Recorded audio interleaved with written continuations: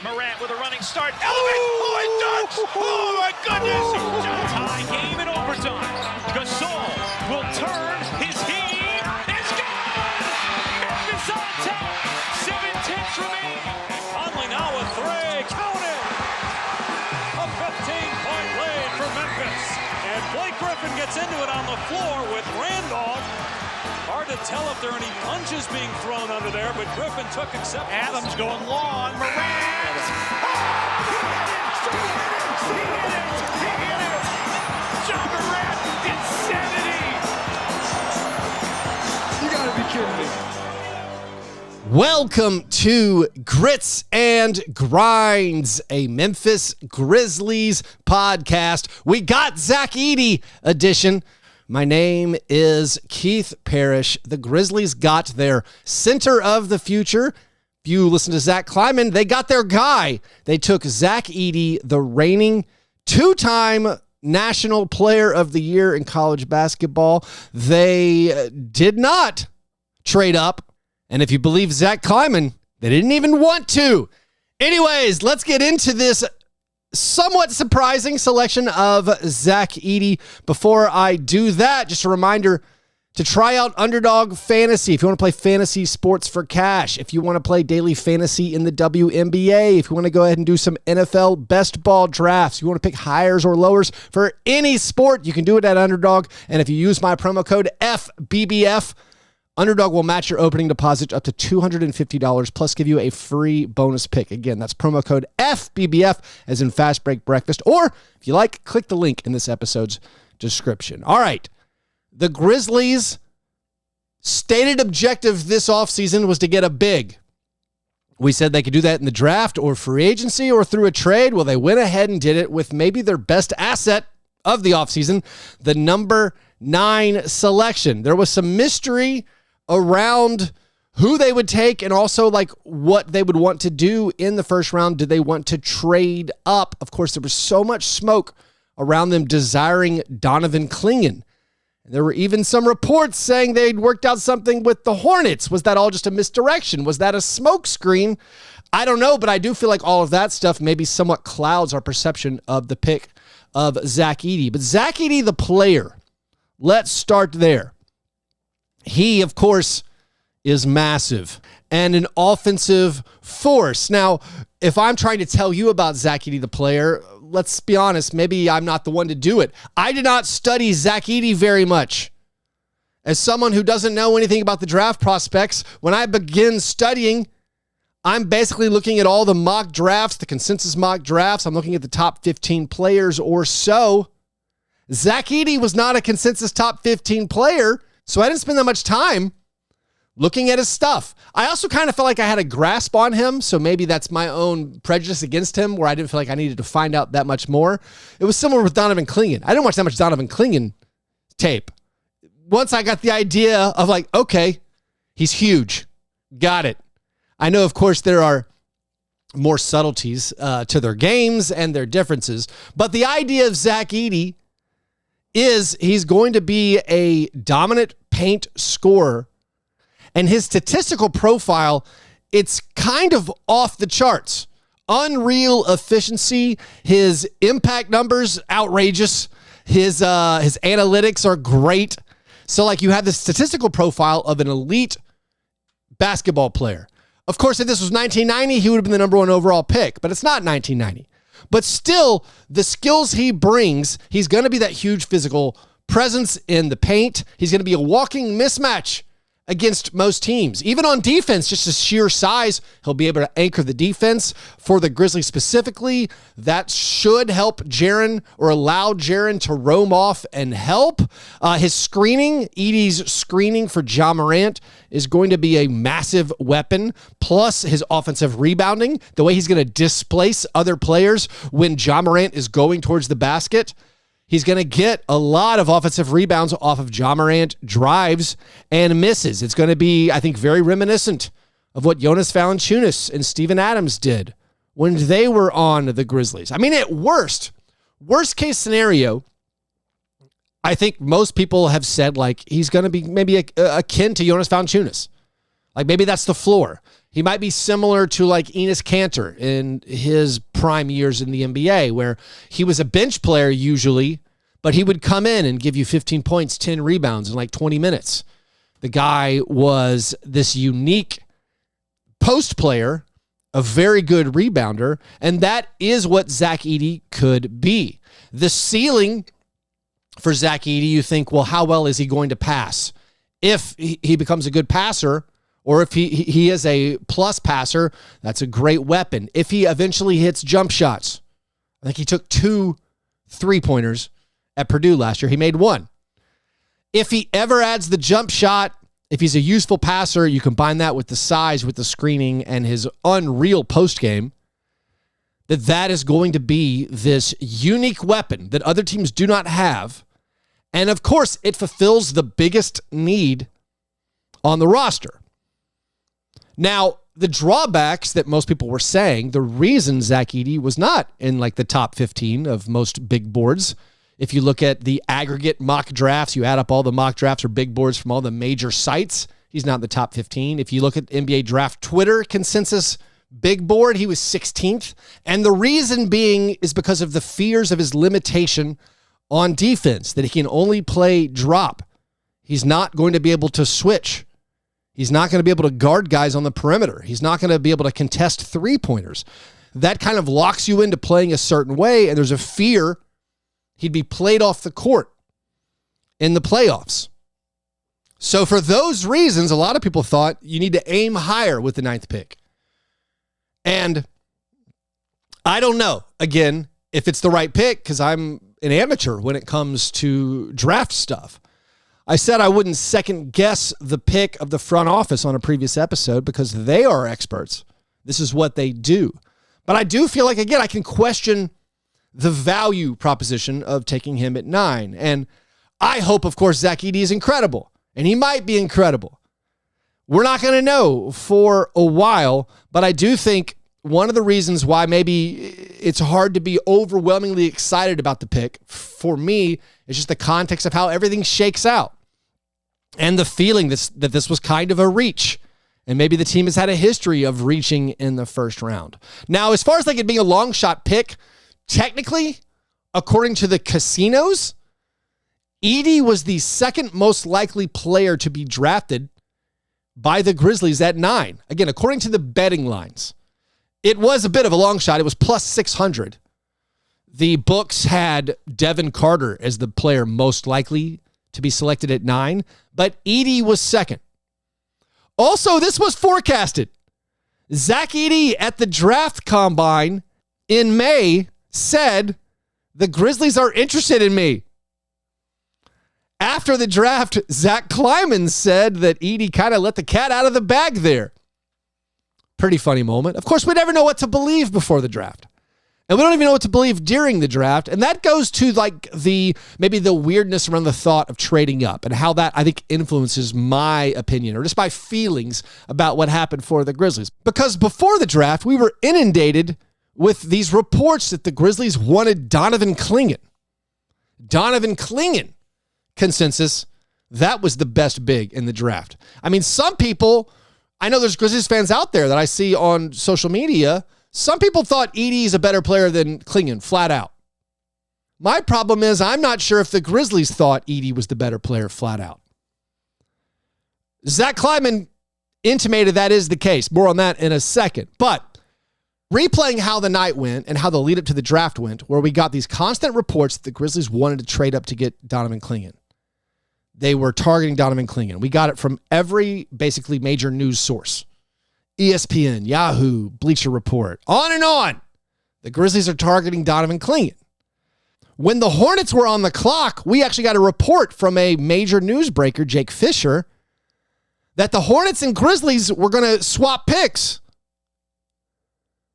So that made everyone who was following along on Twitter to the draft, that made everybody think the Grizzlies got their guy, donovanclingan. When Jake Fisher says Charlotte is trading back from 6 to 9 with Memphis, per source, our only thought is, okay, it happened. I thought it was weird that this was forecasted so much that there was so much talk about the Grizzlies being obvious about what they wanted to do in the draft. And here it is. We traded up to get donovanclingan. So then Jake, of course, who did not have a great night with accuracy, Jake has to retract it in saying talks are still ongoing. And then the Hornets actually take Tajon Salon. Then it's like, oh, okay, maybe it didn't work out. And then we're starting to think, okay, maybe the cost was too much. Maybe the Hornets were like, yeah, we'll trade with you, but we need this future first and maybe something else. And maybe Zach Kleiman's like, no, that's too much. The price is too much. And I support that. Personally, I didn't want the Grizzlies to trade up to get a big. I just thought, hey, man, take whoever is the best available player for you at your slot. Let's use those resources for something else in the future. So then when the 9th pick came, and then when the Grizzlies actually took Edey, my thinking is, and I think a lot of our thinking was, oh, well, they didn't get their first choice. Again, based on this Jake Fisher thing. They didn't get their first choice, so they went with their second choice. And now I'm thinking, well, with the 9th pick, if your second choice is Zach Edey, that just feels like we're drafting for need. You're telling me the best player available on your board was Zach Edey? And of course, that's operating under perhaps a incorrect assumption that the Grizzlies wanted donovanclingan. Now, Jake Fisher got some things wrong. I think most notably, he missed Miami's pick, just totally whiffed on it. Said they're taking Jared McCain. They took Khalil Ware.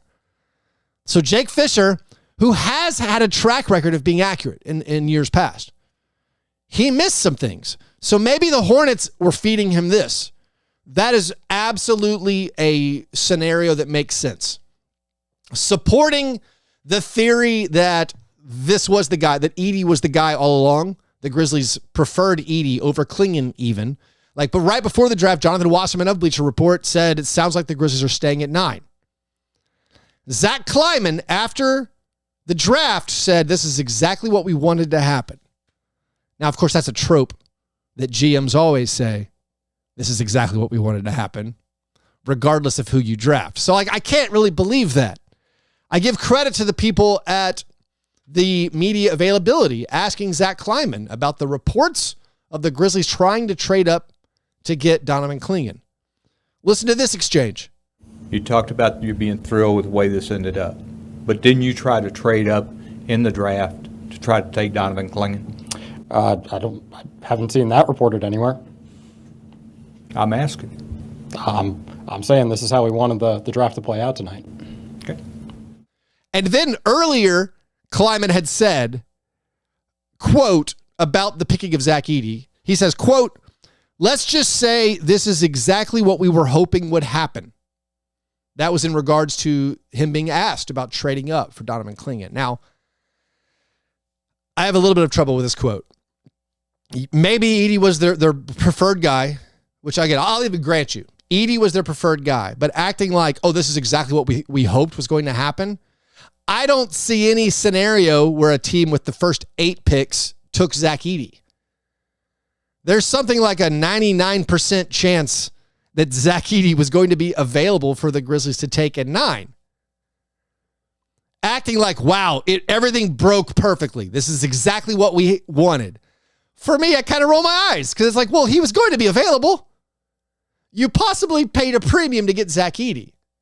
I think ideally, wouldn't it have been better to trade back? Wouldn't, quote, this is exactly what we hoped would happen? Wouldn't that have been, hey, we've picked up an additional asset and still got our guy Zach Edey by picking 15th? I mean, maybe Zach Edey wouldn't have been there. Maybe the Bulls would have grabbed him. The Thunder easily could have grabbed him. So I don't know. And of course, we'll never know. We'll never know exactly what happened. But I think the perception of a lot of these trades and player moves and draft picks, a lot of the perception is the way we get the information given to us. And in this situation where it felt like we were trading up for Clingan and then we didn't, and then we took Edey and maybe it was a reach for Edey, and then it's like, no, it wasn't a reach. This is who we actually wanted. I'm skeptical, but maybe I'm just generally a skeptic.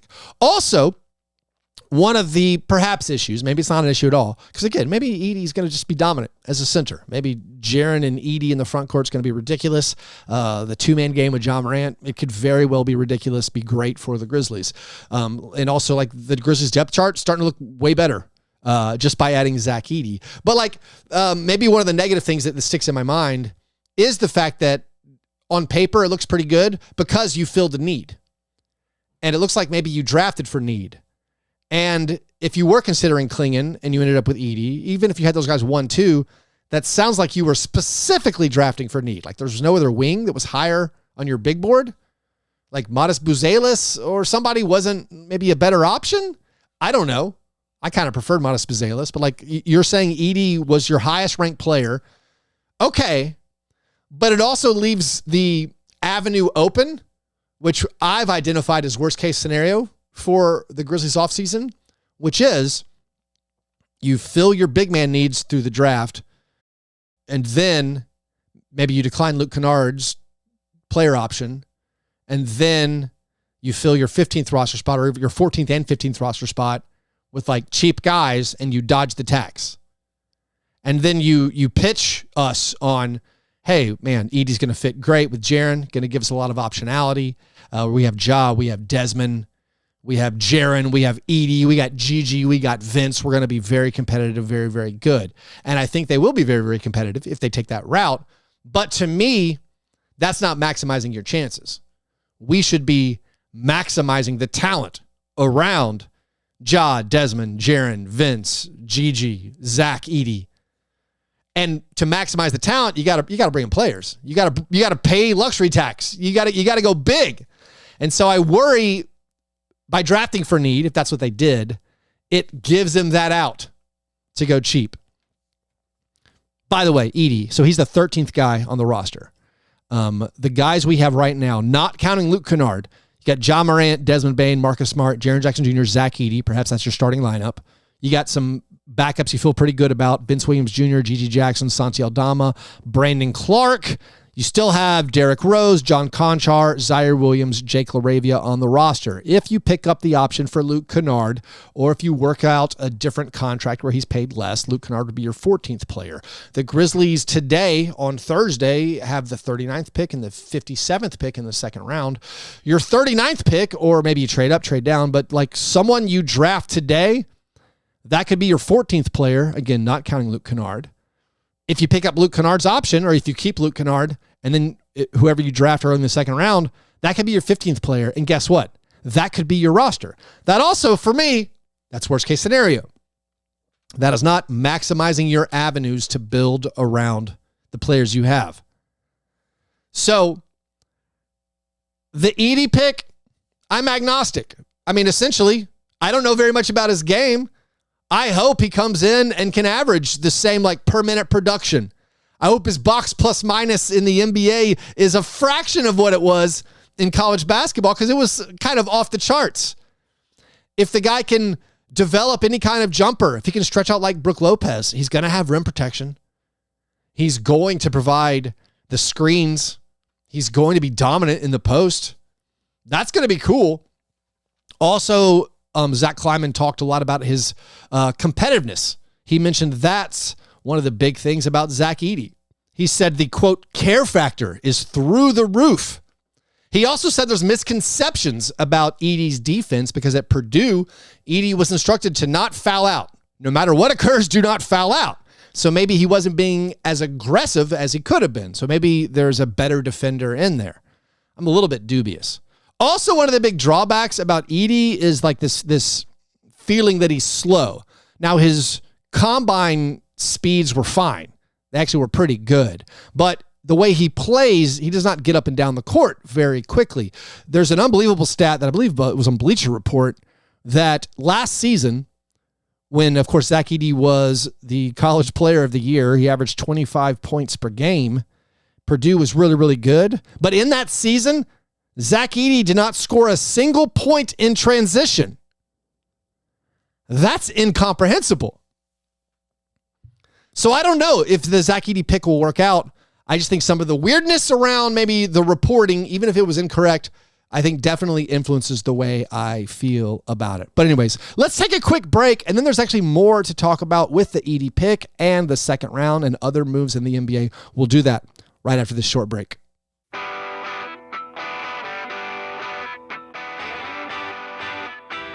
All right, in regards to the Grizzlies taking Zach Edey, newest Memphis Grizzly, across the media landscape, there's not a lot of rave reviews for this. Most people who are super excited about it in the media sphere are more college basketball traditionalists.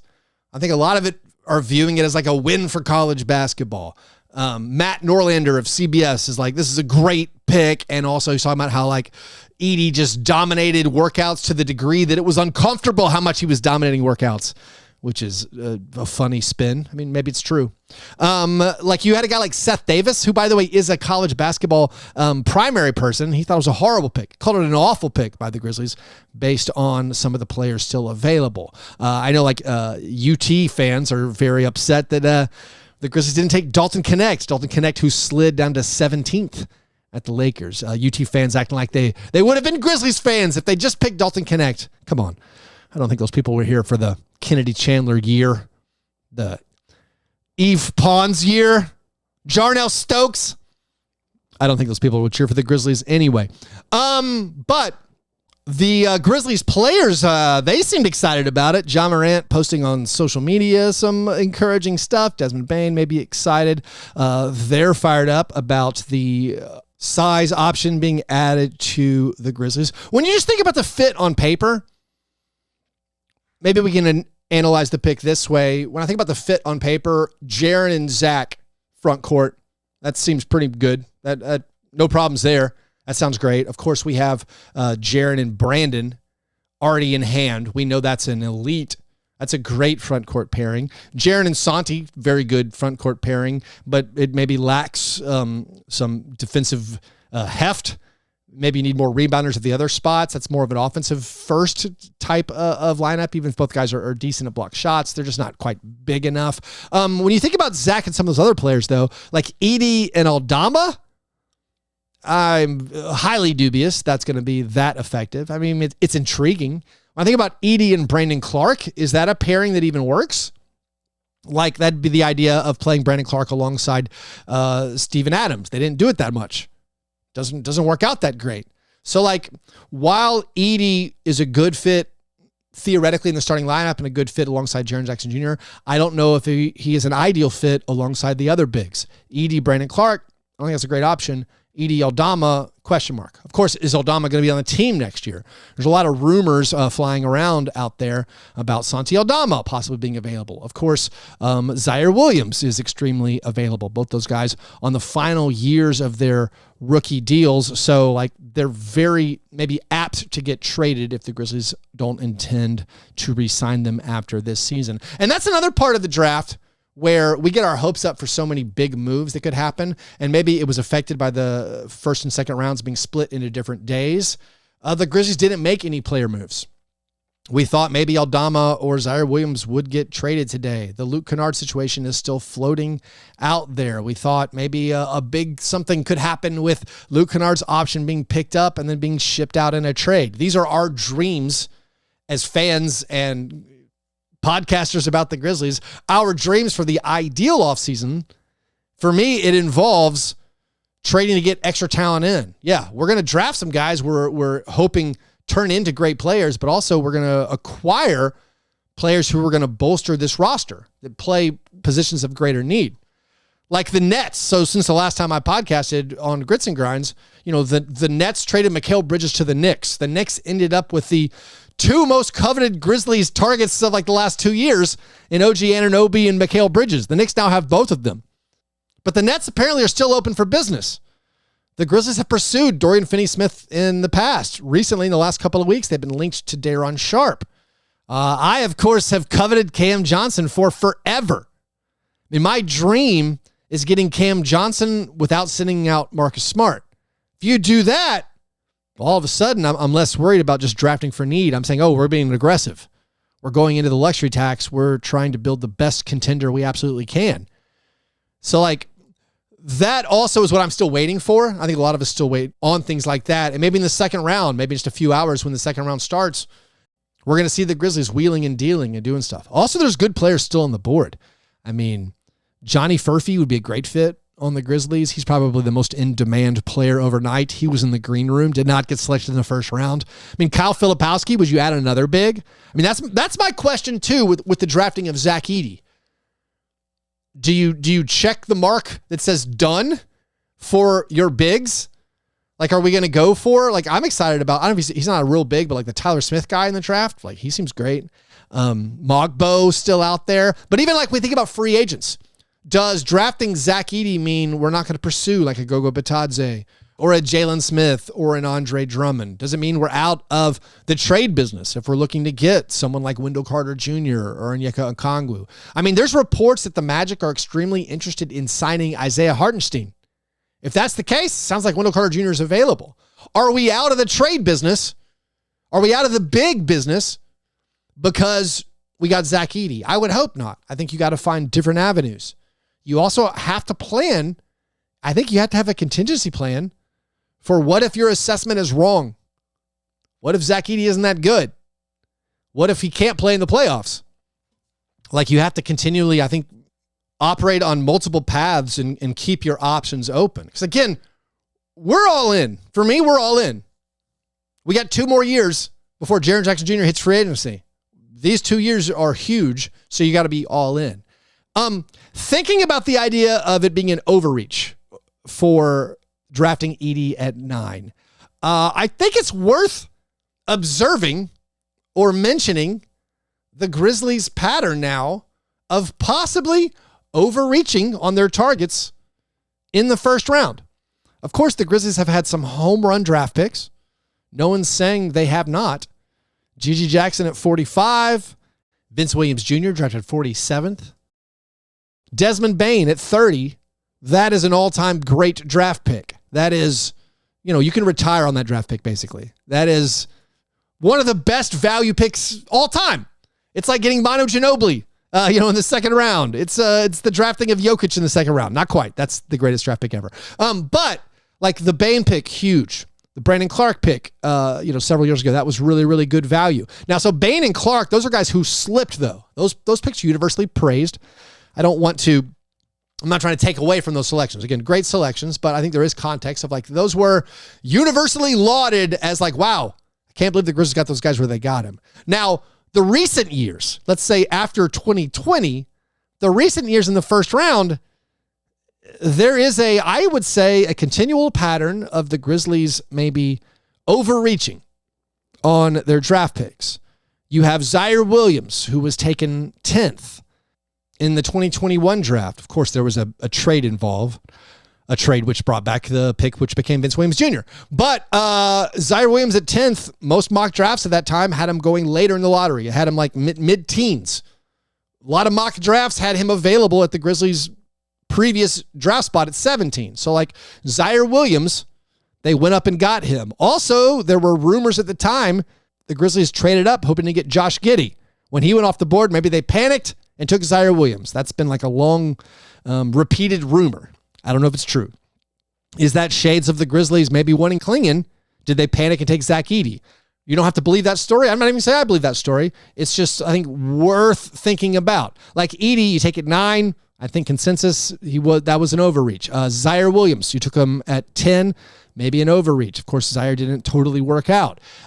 Santi Aldama in that same draft, taken at 30. Santi wasn't even on a lot of the big boards.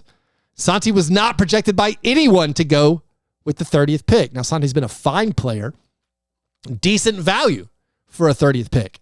But like you would say, maybe they overreached. They went and got their guy. Maybe it's dumb to say that about a player who's proven to be a useful NBA player, which is a good return for the 30th pick. But you look in 2022, Jake LaRavia. They traded up to take Jake LaRavia with the 19th pick. That was higher than he was projected to go. If you do those aggregate big boards, you add them all up, that's higher than he was projected to go. David Roddy. Of course, they traded DeAnthony Melton to get the 23rd pick, which they used on David Roddy. On those consensus big boards, look back from 2022, Roddy was in the 40s. So like they went up and got him. But like I think if you look at Zaire as the 10th pick, you look at them taking Aldama, who wasn't on people's big boards. You look at the pick of Roddy and Laravia, and you look at the pick of Edey. Those are all picks that were not what the quote-unquote experts were saying as far as value. Now, what's the return going to be? If you hit on the return, it doesn't matter. Also, if you look at the things in the aggregate, as far as like, well, we got Gigi and Vince in the second round, so it's great.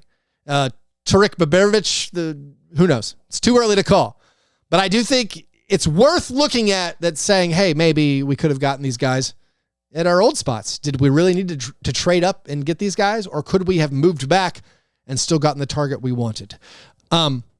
Anyways, I think let's wrap this one up because, of course, the second round is coming in about 5 hours from when I'm recording right now. Other news that I should hit, though, Zach Edey may miss parts of Summer League because of his commitment to the Canadian national team. That's something Zach Kleiman was asked about. He didn't have an answer. He didn't know what the situation would be, but that's something to monitor. Drew Hill reported that Brandon Clark is not playing for the Canadian national team because Brandon is still doing rehab work on his leg. I think that's what we guessed was the situation there. As far as fallout league-wide with the draft and what it could mean for the Grizzlies and their maybe pursuit of other targets, I feel like the Trailblazers drafting Klingan makes them just a very interesting team. Like, what are they going to do with DeAndre Ayton? Not saying the Grizzlies are not in the market for DeAndre Ayton, but like, what do the Blazers do with Jeremy Grant and DeAndre Ayton and Robert Williams? The Trailblazers also traded for Deni Avdija. I mean, Deni Avdija, I think, would have been an incredible fit on the Grizzlies, but the Wizards traded Avdija on that really bargain contract. They traded him for multiple picks. So like, it's an interesting deal. The Trailblazers did it to dodge the tax and also get Avdija, but they have a new front court where you have Avdija and donovanclingan, which honestly with Jeremy Grant and Shaedon Sharpe and Anthony Simons, like that's a solid team if Scoot makes a leap. I mean, the Trailblazers aren't supposed to be good, but like, it looks like on paper, they got tremendously better. As far as other targets we were looking at, like the Pistons didn't go for a big man. The Pistons went for the guy I had said I wanted or I had targeted, Ron Holland. They took him at 5. So I don't know if there's any trade avenues with them to get a big. And again, I wonder, are we still in the market for a big? I would like to be, but I don't know if that's a priority of the front office. The Nets, of course, we're going to monitor that situation. Give me, I don't know. Give me Day'Ron Sharpe, Dorian Finney-Smith, or Cam Johnson. Minnesota got better, I think. I don't like that at all. Minnesota, this is a bizarre trade to me from the Spurs angle. The Spurs had the 8th pick, traded it to the Timberwolves for a 2030 pick swap and a 2031 unprotected pick. The odds of those picks in 30 and 31 being better than the 8th pick, I mean, I'm just saying, like, just the math of 8th pick is pretty high. What are the odds in 7 years it's going to be a higher pick? That seems weird to me. And the Timberwolves, who are so capped with what they can do because of their salary concerns, to pick up a guy like Rob Dillingham, who might be like an heir apparent to Mike Conley, might give them this like great offensive boost. It gives them this avenue to develop a young player who could be dynamic for them. I don't like that as we compete in the Western Conference. Also looking like the Thunder's draft, Topic fell to them. I don't know if that raises their ceiling at all. They did do a very NBA Twitter thing and trade 5 second-round picks to get Dylan Jones. That's a name I'd been thinking about or monitoring as like a second-round option who could be pretty good. But I think we can end it there. I mean, I'm excited. I don't want to dampen anything. Sometimes you guys think I'm negative. Not negative, just asking questions about what exactly happened in their pursuit of Edey. If you believe Kleiman's version of events, maybe the Hornets were the ones leaking things to Jake Fisher. Maybe the Grizzlies, they kept it close to the vest that they wanted Edey all along. And it turned out they got their guy. And now can Edey translate that dominant college game into being a dominant pro player? If so, this will turn out to be a great pick, and the Grizzlies will be one of the best teams in the NBA. Anyways, thanks you guys for listening. Of course, I'll have another episode out tomorrow after the second round. Subscribe to this YouTube channel if you don't already. If you want to support my show, do that at patreon.com/fastbreakbreakfast. I just released a bonus episode over there talking about the Mikal Bridges trade. Also, if you sign up at Patreon, you can join the Slack channel. We have a Grits and Grinds, a Grizzlies specific Slack channel that I'm very active in, talking about Grizzlies stuff around the clock. So if you want to do that and support the show, patreon.com/fastbreakbreakfast. All right. Hope you guys have a great day. I'll talk to you soon. Go Grizz!